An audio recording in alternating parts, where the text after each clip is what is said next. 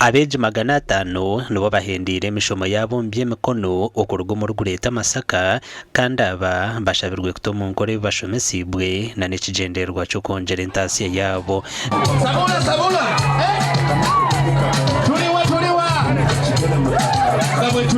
President bwe yayitamu ng'akyusa eggwanga mu byenyingiza za ssente n'alaba nti abaana babayita youth mu Luganda sibamanyi bavubuka ng'abavubuka tannabakwatako n'agamba nedda katuteekeko amasomero aganaayigiriza abaana nga tewali ssente. Minisita w'enshonga za ofisi ya Presidenti Mere Babirye Babaranda niwabira ly'omugenyi mukuru aha mukoro gubira aha mbuga nkuru za Presidential Industrial Hub aha bw'ekyanga kya Masaka. Bano abaana kati bamanyi ekyokukola era bagenda kwetandikirawo emirimu gyabwe emitonotono.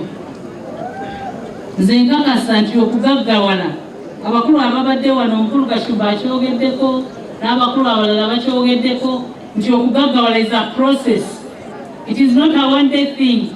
In Greater Masaka in history, since Jesus went to meet his father, this has never happened. A graduation has never happened here.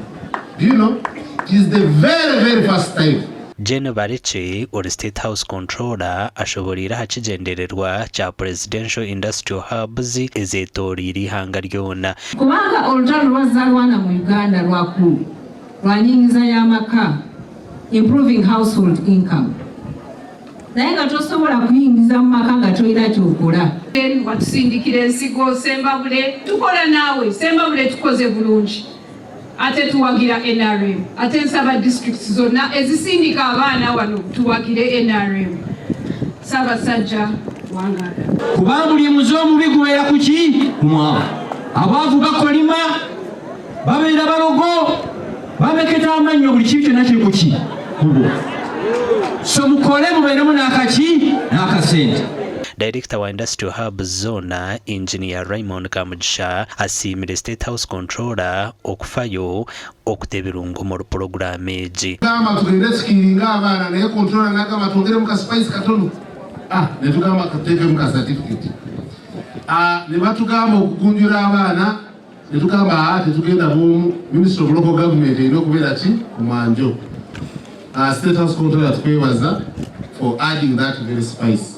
Amakuru agagasha kwa Sheikh Abdulatif.